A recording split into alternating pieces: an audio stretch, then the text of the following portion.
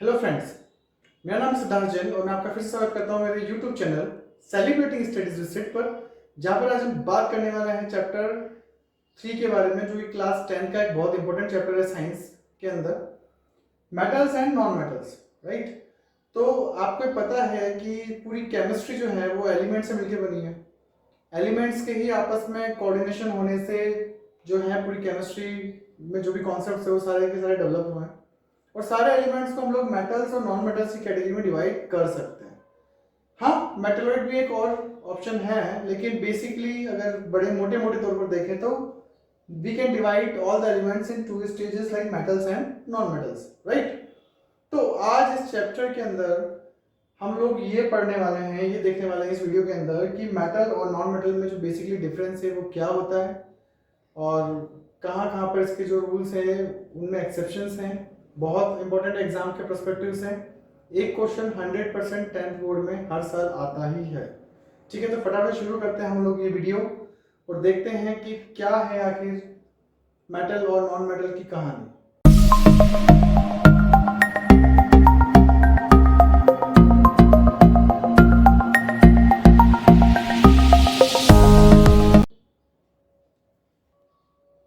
Okay guys, तो सबसे पहले देखते हैं मेटल और नॉन मेटल के बीच में बेसिक डिफरेंस क्या होता है।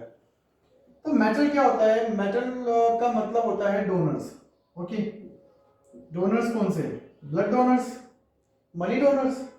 नहीं, they are actually electron donors. Right, ये इलेक्ट्रॉन डोनर्स होते हैं, इलेक्ट्रॉन डोनेट करते हैं। इलेक्ट्रॉन डोनेट करने के बाद में ये लोग जो है वो मेटल कैटेगरी में एंटर कर सकते हैं।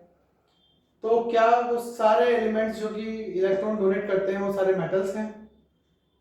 नहीं, अभी हम इसके बारे में बाद में बात करेंगे। फिलहाल हम लोगों को बस इतना ध्यान रखना है कि अगर आपको मेटल के क्लब में एंट्री लेनी है, अगर आपको मेटल बनना है, तो आपको एक इलेक्ट्रॉन डोनर होना जरूरी है। ठीक है, आप इलेक्ट्रॉन एक्सेप्ट नहीं कर सकते, उसकी शेयरिंग भी नहीं कर सकते, आपको एक इलेक्ट्रॉन डोनर ही होना पड़ेगा। राइट। तो इलेक्ट्रॉन डोनर्स कौन होते हैं? इलेक्ट्रॉन डोनर्स तो क्लास 9th में आपने पढ़ा था वैलेंस इलेक्ट्रॉन्स और वैलेंसीज के बारे में। तो आपने बात की थी कि जिनके आउटर मोस्ट शेल में एक इलेक्ट्रॉन या फिर दो इलेक्ट्रॉन या फिर तीन इलेक्ट्रॉन प्रेजेंट अगर होते हैं तो वो लोग जो हैं अपने इलेक्ट्रॉन्स को डोनेट कर सकते हैं। इसका मतलब जिनके भी आउटर मोस्ट शेल में या फिर यूं कहो वैलेंस शेल के अंदर एक इलेक्ट्रॉन, दो इलेक्ट्रॉन या फिर तीन इलेक्ट्रॉन प्रेजेंट हैं, they are counted into metals. For example अगर हम देखें तो हम जैसे सोडियम की बात करते हैं, सोडियम का एटॉमिक नंबर जो होता है वो आपका होता है 11। तो इसका इलेक्ट्रॉनिक कॉन्फ़िगरेशन है वो आपका क्या हो जाएगा? 281। कैसे निकालते हैं इलेक्ट्रॉनिक कॉन्फ़िगरेशन? आई होप आपको पता होगा, नहीं पता है तो पता कीजिए, क्लास 9 का टॉपिक है। ठीक है, तो इसका आउटर मोस्ट शेल में एक इलेक्ट्रॉन है, तो इसका मतलब ये कहाँ काउंट होगा? ये काउंट होगा आपका मेटल के अंदर। राइट। ऐसे अगर मैग्नीशियम की भी बात करें तो 12 इलेक्ट्रॉन एटॉमिक नंबर है इसका, इलेक्ट्रॉनिक कॉन्फ़िगरेशन का 282, फिर से दो इलेक्ट्रॉन। ठीक है, एल्यूमिनियम की अगर हम बात करते हैं तो वो आपका होता है 13 के बेस पर, यानी कि 2, 8 और 3। ठीक है, तो यहाँ पर वो भी क्या होगा? मेटल की कैटेगरी के अंदर काउंट होगा। राइट। तो ये सब लोग जो है वो मेटल बन जाएंगे। मेटल जब ये बन माने जाते हैं, मेटल जब ये बन जाते हैं तो इसके अंदर ये आप देख सकते हो कि कोई भी एटम जो है वो मैक्सिमम 3 इलेक्ट्रॉन्स तक ही डोनेट कर सकता है। 1 इलेक्ट्रॉन, 2 इलेक्ट्रॉन या फिर 3 इलेक्ट्रॉन्स। राइट।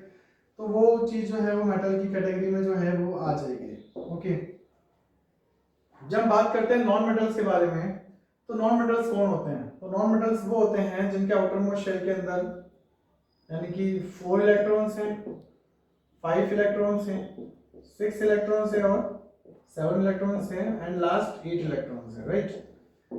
ये सब लोग जो है वो नॉन मेटल कैटेगरी में आते हैं।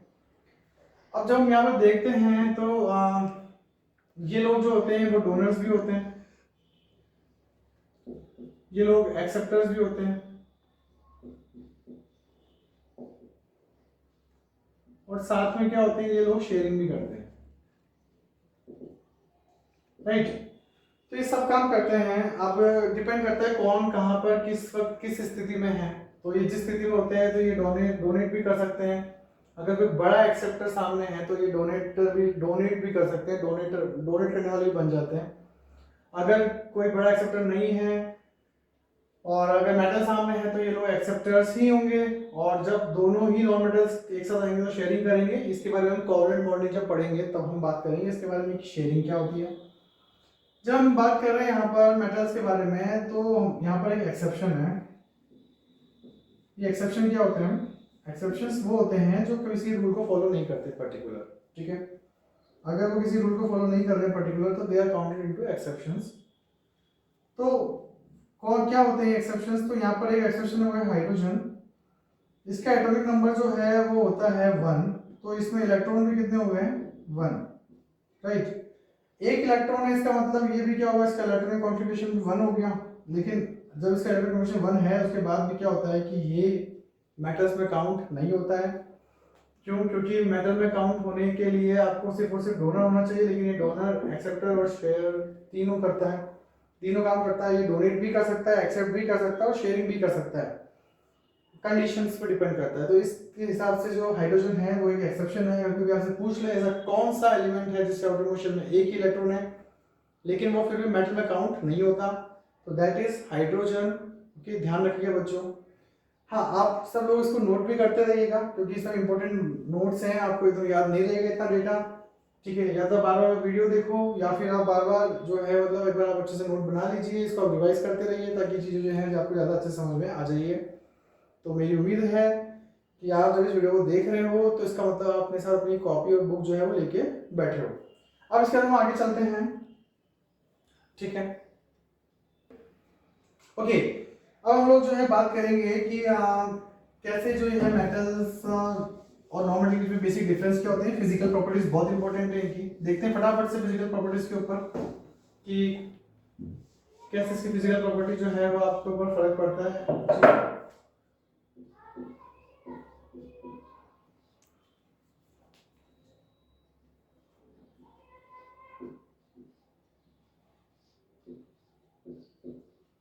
चलिए, ठीक है। तो मेटल्स और नॉन मेटल्स, ओके, तो हम शुरू करते हैं मेटल्स और नॉन मेटल्स कि कहाँ पर नॉन मेटल्स और मेटल्स की जो प्रॉपर्टीज है वो कैसे काम कर रही है और ये जो एक्सेप्शंस है वो कैसे इसको इफेक्ट करते हैं, ठीक है। सबसे पहले तो मेटल की बात करते हैं, मेटल की स्टेट की बात करते हैं। स्टेट मतलब कोई राजस्थान, बिहार, झारखंड नहीं। यहाँ पर स्टेट जो है वो, इससे मेरा मतलब है उसकी अवस्था, यानी कि सॉलिड, लिक्विड या फिर गैस, राइट। तो मेटल जनरली कौन सी स्टेट में होते हैं? सॉलिड स्टेट में होते हैं। क्यों होते हैं सॉलिड स्टेट में? क्योंकि इनके पार्टिकल्स के बीच में बहुत ज्यादा अट्रैक्शन होता है। क्लास 9 हमने पढ़ा था कि अगर किसी भी मटेरियल के पार्टिकल्स के बीच में अगर ज्यादा अट्रैक्शन फोर्स होता है तो पार्टिकल जो होते हैं वो आसपास जो होते हैं बहुत क्लोजली पैक्ड होते हैं, चिपके रहते हैं एक दूसरे के साथ और एक मजबूत स्ट्रक्चर बनाते हैं, यानी कि सॉलिड स्टेट में होते हैं, राइट। तो यहाँ पर सेम चीज जो है वो काम करती है, इसलिए मेटल जो होते हैं सॉलिड स्टेट में होते हैं। इनके बीच में एक स्ट्रॉन्ग मेटेलिक बॉन्ड होता है, ठीक है, पार्टिकल्स के बीच में, जो इनको आपस में बांध के रखता है, ठीक है। एक्सेप्शंस की अगर बात करूंगा मैं इसके, तो जो एक्सेप्शंस हैं, ठीक है, मैं एक्सेप्शन को EX लिखूंगा, ठीक है, शॉर्ट फॉर्म के अंदर EX लिखूंगा। अब एग्जांपल ना समझे इसको, ठीक है। एक्सेप्शन मतलब EX, ठीक है। तो यहाँ पर जो एक्सेप्शन है वो है आपका मर्करी, ठीक है। मर्क्यूरी इज एक्सेप्शन बिकॉज ये हमेशा लिक्विड स्टेट में होता है रूम टेम्परेचर पे। रूम टेम्परेचर से मतलब है करीब 25 से 30 डिग्री सेंटीग्रेड जो टेम्परेचर अगर जो होता है तब भी क्या होता है, ये लिक्विड स्टेट में रहता है। जब मैं बात करता हूँ नॉन मेटल्स के बारे में, तो यहाँ पर तो हर स्टेट है, सॉलिड भी है, लिक्विड भी है और साथ में गैस भी है, ठीक है। कार्बन जो है या सल्फर है, फास्फोरस है, they all are into solid state. ये हमेशा सॉलिड स्टेट में मिलते हैं जनरली फॉर्म में, अगर प्योर फॉर्म में है तो। लिक्विड के अंदर सिर्फ एक ही एग्जांपल आपको याद रखना है, वो है ब्रोमीन, यानी कि एक ही नॉन मेटल ऐसा है जो कि लिक्विड स्टेट में होता है। जब गैस की बात करते हैं तो गैस के अंदर क्या होते हैं, लगभग सारे जो ज्यादा नॉन मेटल्स हैं वो सब गैस स्टेट में होते हैं, जैसे कि ऑक्सीजन, नाइट्रोजन या फिर जो नोबल गैसेस है हीलियम, नियॉन, तो ये सब कुछ जो है वो गैस स्टेट में ही मिलती है। तो नॉन मेटल्स कैसे आप बोल सकते हो कि ज्यादातर जो नॉन मेटल्स हैं वो आपके गैसियस स्टेट के अंदर या फिर गैस स्टेट के अंदर ही जो है प्रेजेंट होते हैं, एटमॉस्फेयर के अंदर फ्री स्टेट पे जब वो होते हैं, ठीक है, नेचुरल स्टेट के अंदर, राइट। ठीक है, जब मैं बात करता हूँ उसके मेल्टिंग पॉइंट और बॉइलिंग पॉइंट के बारे में, तो सॉलिड जो होते हैं ना उनके मेटल जो होते हैं उनके जो मेल्टिंग पॉइंट और बॉइलिंग पॉइंट्स होते हैं वो बहुत हाई होते हैं। ठीक है, this is the basic property, right. लेकिन कुछ ऐसे भी हैं जिनके मेल्टिंग और बॉइलिंग पॉइंट बहुत कम होते हैं। जैसे मैं बात करता हूँ, एक तो मरकरी है। क्यों है आपको भी समझ में आ गया होगा, क्योंकि ऑलरेडी लिक्विड स्टेट में रहता है रूम टेम्परेचर पर ही, तो बहुत जल्दी जो है वो लिक्विड स्टेट में आ जाता है। अभी इसी साल बोर्ड में क्वेश्चन आया था कि ऐसे कौन से एलिमेंट्स हैं जिनको आप अगर अपने पाम पे रखो यानी कि हथेली पे रखो तो वो लिक्विड स्टेट में चेंज हो जाते हैं। ठीक है, तो वो है आपकी गैलियम और सीजियम, ये भी एक्सेप्शन है दोनों, गैलियम और सीजियम। इन दोनों को जब आप अपनी हथेली पे रखते हो तो ये आपकी पाम से, आपकी हथेली से जो हीट है, आपकी बॉडी की जो हीट है उसको एब्जॉर्ब करके जल्दी से लिक्विड स्टेट में चले जाता है। ठीक है, तो ये आपके जल्दी होने वाले, जल्दी से लिक्विड स्टेज में जाने वाले, काट देंगे कोई बात, चलने दे, हिला तो नहीं ना, ठीक है। तो ये जल्दी से लिक्विड स्टेट में आने वाले जो एलिमेंट्स हैं वो हैं, ठीक है। उसके अलावा जब मैं थोड़े और मेल्टिंग बॉइलिंग पॉइंट की बात करते हैं, मेल्टिंग पॉइंट में कहते हैं नॉन मेटल्स के बारे में, तो इनके मेल्टिंग बॉइलिंग पॉइंट तो लो ही होते हैं। ठीक है ना, लो मेल्टिंग पॉइंट या फिर बॉइलिंग पॉइंट। ठीक है, इसका अगर कोई एक्सेप्शन है तो वो है आपका डायमंड। डायमंड जो होता है बहुत हार्ड मटेरियल होता है, पिघलता ही नहीं है, बस दुनिया के सबसे स्ट्रॉन्गेस्ट मटेरियल्स में से एक ही है। ठीक है, तो यहाँ पर आप जो है इसको ढंग से देख लेना एक बार अच्छे से। ओके, तो यहाँ पर आपने इसके स्टेट और मेल्टिंग पॉइंट को अच्छे से देख लिया है, जान लिया, समझ लिया है। अब हम फटाफट से जो है इसकी 3 इंपॉर्टेंट प्रॉपर्टीज के बारे में देख लेते हैं जो बहुत इंपॉर्टेंट है। सबसे ज्यादा इंपॉर्टेंट प्रॉपर्टीज यही है। ठीक है, तो वो है आपकी सबसे पहली मेलिएबिलिटी। ठीक है, दूसरी जो प्रॉपर्टी है वो है डक्टिलिटी। ओके, और जो तीसरी सबसे इंपॉर्टेंट प्रॉपर्टी है वो है इसके अंदर ब्रिटलनेस। ठीक है, तो ये कैसे काम करती है? मेलिएबिलिटी जो है उसका मतलब होता है अगर आप किसी भी चीज पे अगर उस पर फोर्स लगाओ, किसी भी भारी चीज से या फिर हैमर से अगर आप उस पर फोर्स अप्लाई करोगे तो वो, या आप ये बोल सकते कैन टर्न इनटू शीट। ठीक है, शीट में चेंज हो जाता है, मटेरियल जो है वो एक शीट में बदल जाता है, फैल जाता है, स्प्रेड हो जाता है, तो एक पतली थिन शीट के अंदर वो चेंज हो जाता है। मेटल्स जो होते हैं वो मेलेबल होते हैं, यस दे आर। ठीक है, इस प्रॉपर्टी को मेलेबिलिटी बोलते हैं, और जो मटेरियल ऐसा कर सकते हैं उन्हें बोलते हैं मेलेबल। ठीक है, डक्टिलिटी का मतलब होता है जब आप स्ट्रेच करते हो, ऑन स्ट्रेचिंग,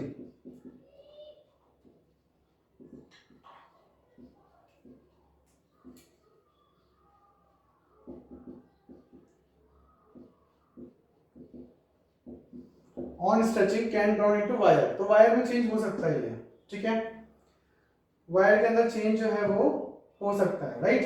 तो यहाँ पर आप देखोगे कि ये दो चीजें जो हैं वो हैं बहुत इंपॉर्टेंट प्रॉपर्टी है। यस, इसके लिए भी यस है, मेटल्स आर डक्टिल। आपने बहुत सारे एग्जांपल देख लिए होंगे, आपने देखा होगा कि एल्यूमिनियम फॉयल आप घर में यूज करते हो खाने को रैप करने के लिए, तो वो क्या एल्यूमिनियम से बना हुआ एक पतली शीट है, मेलेबिलिटी का एग्जांपल है।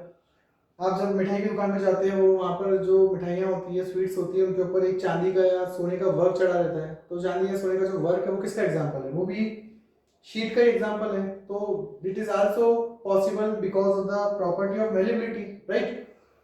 इसके अलावा और भी बहुत सारे एग्जांपल्स हैं, जैसे बड़ी बड़ी शीट्स बन जाती है, उन शीट्स को यूज करके अलग अलग चीजें बनाई जाती है, घरों की छत के ऊपर कवर करने के लिए भी शीट्स लगाई जाती है स्टील की, लोहे की। ठीक है, तो ये सब चीजें जो हैं मतलब ये मेलेबिलिटी की वजह से पॉसिबल है। डक्टिलिटी मतलब वायर के फॉर्म में स्ट्रेच हो रहना, कॉपर का तार, तांबे का तार जो है वो हम यूज करते ही हैं। उसके अलावा भी सोने चांदी की जो वायर्स होते हैं वो ज्वेलरी बनाने के लिए अलग अलग तरीके से यूज आते हैं। तो these all are the examples of ductility, right. तो डक्टिलिटी और मेलेबिलिटी की बहुत ज़्यादा इंपॉर्टेंस है हमारी लाइफ के अंदर, और मेटल जो होते हैं वो इसको बहुत अच्छे से शो करते हैं। नॉन मेटल जो होते हैं वो जनरली मेलेबल और डक्टाइल नहीं होते हैं, राइट। नॉन यहाँ पर जो एक्सेप्शन की अगर आप बात करोगे तो of course mercury is example. अच्छा, मेलेबिलिटी डक्टिलिटी दोनों के जो एक्सेप्शन है वो सेम होते हैं, मरकरी इज एग्जांपल। ठीक है, उसके अलावा सोडियम पोटेशियम, ये दोनों के एग्जांपल होते हैं, बहुत सॉफ्ट होते हैं। Sodium potassium are so soft, मतलब जनरली मेटल्स को आप हार्ड में कंसीडर करते हो, लेकिन सोडियम पोटेशियम इतने सॉफ्ट होते हैं कि आप उनको किसी नाइफ से या फिर किसी चाकू से काट सकते हो आराम से। ठीक है, तो ये आपका जो है मतलब सोडियम पोटेशियम जो है वो इसके अंदर कैटेगरी में आते हैं। इसके अलावा जो जिंक है वो इसके एग्जांपल्स हैं। ठीक है, on stitching can drawn into wires, तो स्टिचिंग जो भी है वो भी वायर की फॉर्म में कन्वर्ट कर सकती है। इसके जो एक्सेप्शन है वो भी सेम एक्सेप्शंस हैं। ये मरकरी तो लिक्विड फॉर्म में होता है, तो लिक्विड से आप कभी मेलेबिलिटी बना नहीं सकते, लिक्विड कभी मेलेबल हो नहीं सकता, ना ही वो डक्टाइल हो सकता है। तो ये जो दोनों चीजें हैं वो यहाँ पर है। यहाँ पर अगर इसके एक्सेप्शन की बात करें, जनरली नॉन मेटल जो होते हैं वो नहीं होते हैं, no they are not malleable and ductile generally. ठीक है, पर अगर अगर एक सुपर एक्सेप्शन अगर आपको देखना है, बहुत इंपॉर्टेंट एक्सेप्शन वो है कार्बन फाइबर। कार्बन फाइबर जो है वो कार्बन से बना होता है, लेकिन ये आपका मेलेबल होता है, इससे शीट बनाई जाती है। इसकी शीट बहुत लाइट वेट होती है लेकिन बहुत स्ट्रॉन्ग होती है, स्टील के बराबर इसकी स्ट्रेंथ होती है, लेकिन लाइट वेट उसकी आधे से भी ज़्यादा कम वजन की होती है। इसलिए इसको यूज़ करते हैं रेसिंग कार्स, स्पोर्ट्स कार बनाने में, और साथ में हवाई जहाज जो है उसकी जो आउटर लेयर होती है उसके अंदर भी इसको काफ़ी काम में लेते हैं, या अंदर कई सारे जो अंदर की जो कवरिंग होती है वो यूज़ करते हैं। ठीक है, तो उससे वेट कम रहता है, फ्यूल कंजप्शन कम होता है, और प्लेन जो होता है उसके ऑपरेशन में भी ज़्यादा प्रॉब्लम्स नहीं आती। ठीक है, तो ये दो प्रॉपर्टीज थी, मेलेबिलिटी और डक्टिलिटी। अब हम बात करते हैं इसके ब्रिटलनेस के बारे में। ओके, तो ब्रिटलनेस क्या होता है? ब्रिटलनेस का मतलब होता है कि कोई भी जो अगर आप किसी भी कोई भी हार्ड चीज होती है ना, हार्ड सरफेस होती है, अगर उसमें फ्लेक्सिबिलिटी नहीं होती है, कोई बहुत हार्ड चीज़ है, और अगर आपने उसमें किसी हैमर से उसको अपने मान लो पुश किया, या हैमर को उसके ऊपर थ्रो किया, या किसी भारी चीज़ से अगर आपने उसको पीटने की कोशिश की, उसको दबाने की कोशिश की, तो वो बिखर जाएगा, वो टूट जाएगा, पार्टिकल्स की फॉर्म में टूट जाएगा। That this property is known as brittleness. ठीक है, तो ये प्रॉपर्टी जो होती है वो ब्रिटलनेस कहलाती है। और मेटल जनरली क्या होता है, ब्रिटल नहीं होते। ठीक है, मेटल को जब आप करोगे, पीटोगे या फिर स्ट्रेच करोगे तो वो मेलेबिलिटी डक्टिलिटी शो करते हैं। बट आपने देखा था जिंक जो होता है वो ये होता है, तो जिंक जो होता है वो ब्रिटल होता है। अगर आप जिंक के ऊपर फोर्स अप्लाई करोगे तो वो पार्टिकल्स की फॉर्म में बिखर जाएगा। तो ये है। नॉन मेटल जो होते हैं उसमें तो एक्सेप्शन है ब्रिटलनेस के, जो है वो वैसे भी सॉलिड फॉर्म में जो है वो बहुत ही कम एलिमेंट सॉलिड फॉर्म में रहते हैं, या तो वो लिक्विड फॉर्म में है या फिर गैसेस फॉर्म में है। तो गैस तो ब्रिटल हो नहीं सकती, आप गैस को से मारोगे वो पार्टिकल्स में टूट जाएगी, ऐसा तो होता नहीं है। तो गैसेस जो हैं वो ब्रिटल हो नहीं सकती है। ठीक है, और लिक्विड जो है वो भी ब्रिटल हो नहीं सकता, और जो सॉलिड है वो हो सकते हैं। तो सॉलिड जो है, जितने भी सॉलिड्स होते हैं नॉन मेटल के केस के अंदर, वो सारे के सारे जो होते हैं वो क्या होते हैं, नॉन मेटल के केस में जितने भी सॉलिड्स हैं वो सब क्या होते हैं, ब्रिटल ही होते हैं। जैसे कि कार्बन है, सल्फर है, ये they all are actually in the form of brittle. Okay, इसके अलावा भी दो चार कुछ अच्छी प्रॉपर्टीज हैं। एक प्रॉपर्टी बहुत इंपॉर्टेंट है, वो है कंडक्टिविटी, कंडक्टर्स। ओके, जैसे गाड़ी में कंडक्टर होता है ना, क्या करता है गाड़ी का कंडक्टर, परमिशन देता है। किस चीज़ की परमिशन, कि ट्रेवल करना है कि नहीं करना है आपको उस गाड़ी के अंदर। तो वो एक परमिशन कार्ड बनाता है, आप फिर वो आपको देता है, आप उसको यूज़ करते हो।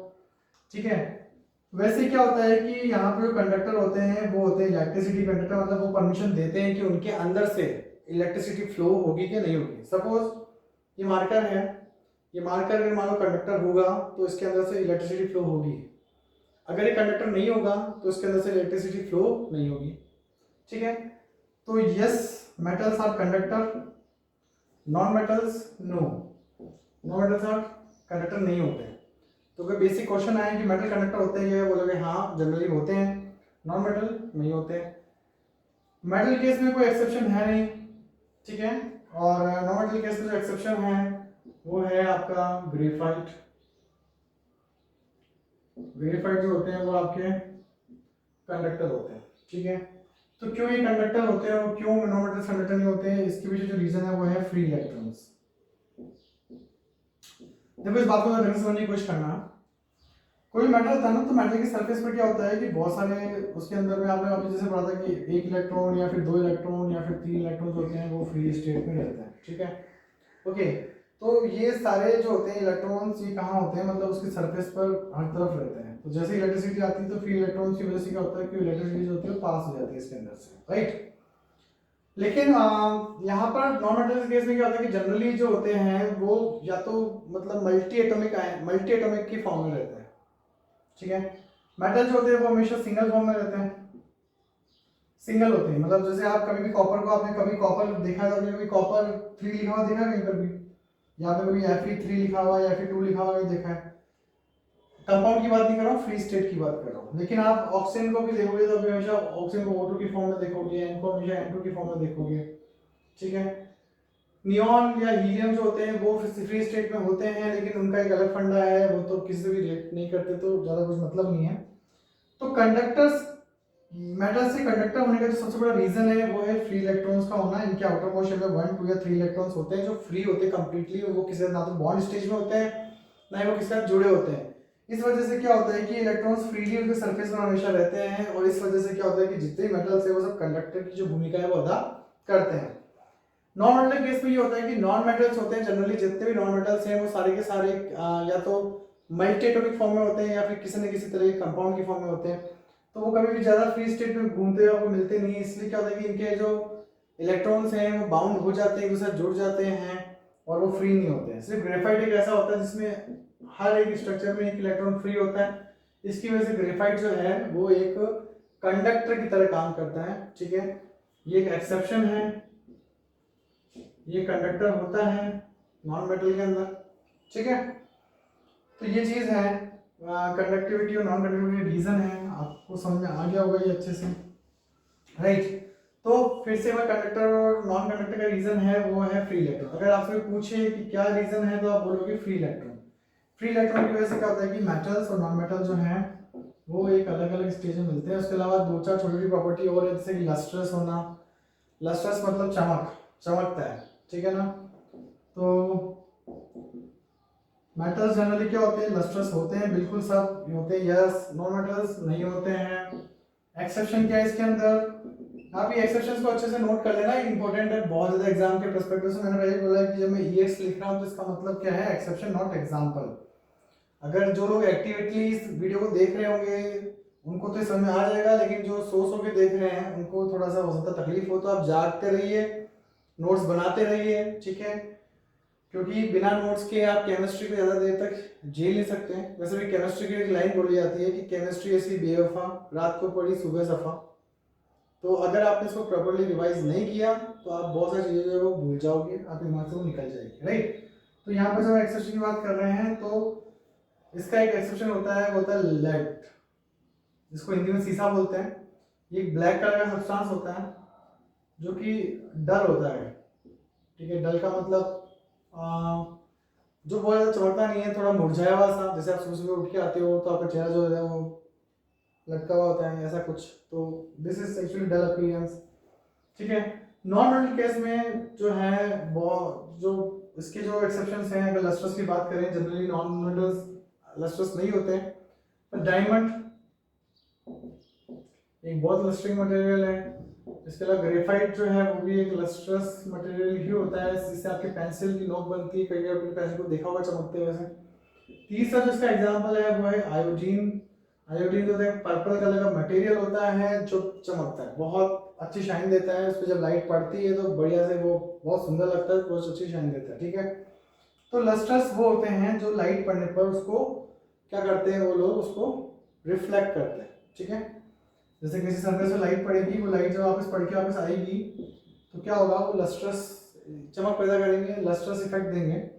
पॉलिश करने पर ये लस्ट्रस में जो बढ़ सकती है, ठीक है। तो किसी सरफेस अगर आप पॉलिश करोगे तो आप उसको ज़्यादा अच्छे से लस्टर बना सकते हो। तो चमक बढ़ा देते हैं, चमक बढ़ाने के लिए पॉलिश करते हैं, सोने चांदी की इक्विपमेंट से भी पॉलिश करते रहते हैं, ठीक है। तो ये सब कुछ है, ओके। तो this is a example of lustrous, right. अब इसके बाद में हम लोग लस्ट्रस से आगे चलते हैं। सोनोरस एक प्रॉपर्टी है, जब किसी मेटल को आप पीटते हो, किसी हिट करते हो किसी चीज से, तो वो एक रिंगिंग बेल जैसे साउंड प्रोड्यूस करता है। ठीक है ना। तो रिंगिंग वजह से साउंड प्रोड्यूस करता है, that's why it is known as sonorous. Normal case में ऐसा नहीं होता। तो आपने कभी देखा जो घंटियां बनती है, बेल बनती है, स्कूल में आपने घंटी सुनी होगी, बड़ी अच्छी लगती है बच्चों को स्कूल की घंटी। ठीक है, वो उसी का वेट करते थे पूरे दिन बैठ कर कि कब वो स्कूल की घंटी बजेगी और कब जो है हम घर जाएंगे। तो जो जो रिंग है, वो रिंग जो है वो किसकी बनी होती है? वो रिंग आपकी बनी होती है, वो बेल आपकी जो है वो बनी होती है मेटल से। ठीक है ना, किसी किसी मेटल से बनी होती है। मंदिर के अंदर जो घंटियां होती है वो मेटल से बनी होती है। कभी भी आपने कोई कोयले से बनी हुई घंटी देखी है कि कोई घंटी कोयले से बनी हुई है, आप उसको बुझा रहे हो? नहीं, ऐसा कभी नहीं होता। ठीक है, क्यों? क्योंकि कोल जो है या फिर जो कार्बन है, it is counted into non metal and they not show the property of sonorous.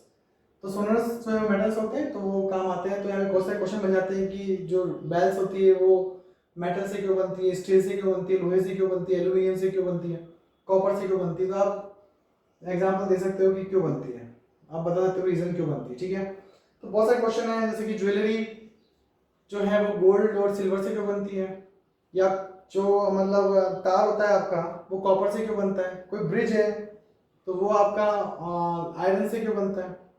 तो इन सब के आंसर्स मुझे लगता है आप दे सकते हो। Copper is a conducting material, इस वजह से वो देता है। ओके, तो हम बात करते देखो यहाँ पर कुछ और एग्जांपल्स के बारे में जो एक्सेप्शंस के केस में या फिर बहुत इंपॉर्टेंट फैक्ट्स की तरह से आप ले सकते हैं इनको। जो गोल्ड है ये सबसे ज्यादा दुनिया के सबसे ज्यादा मेलेबल मटेरियल्स में से एक है। ठीक है, मेलेबल और डक्टाइल दोनों। अगर आप बात करो तो इसके 28 ग्राम, इसके करीब 28 ग्राम अगर आप गोल्ड लेते हो तो इससे आप करीब 600 स्क्वायर फीट, ठीक है, करीब इतना लंबी आप इतनी चौड़ी शीट आप बना सकते हो। इतना सा सोना 28 ग्राम सोने से 600 स्क्वायर फीट। ठीक है, इतनी जगह पर आप जो है उसको बिछा सकते हो। इतनी पतले तक आ जाएगी, करीब 50 से 100 नैनोमीटर, इतनी पतली लेयर तक ही जा सकता है। राइट, इसके अलावा इसके करीब 1 ग्राम गोल्ड से आप करीब 2 किलोमीटर लंबा जो वायर है वो बना सकते हो। इतना ज़्यादा इसकी डक्टिलिटी होती है। ठीक है, 1 ग्राम गोल्ड लो, उसको आप खींचते हो 2 किलोमीटर लंबा जो है वो एक तार बन जाएगा। तार बन सकता है बिना टूटे, मतलब इतनी कैपेबिलिटी है। लेकिन उसके लिए जो मशीनरी है वो भी इस तरह की चाहिए। लेकिन ऐसा हो सकता है, मतलब कहने का मतलब ये। ठीक है, नॉन मेटल केस में डायमंड एक इंपॉर्टेंट एग्जांपल है। ठीक है, जो आपको मतलब लस्टर्स के केस के अंदर भी बहुत इंपॉर्टेंट है क्योंकि एक्सेप्शन है, साथ में हार्डनेस के अंदर बहुत इंपॉर्टेंट है, स्ट्रेंथ में बहुत इंपॉर्टेंट है। ओके, तो ग्रेफाइट है, कंडक्टिविटी के लिए बहुत इंपॉर्टेंट एग्जांपल है। तो ये सारे जो एग्जांपल्स हैं वो आपको अच्छे से याद रखने हैं।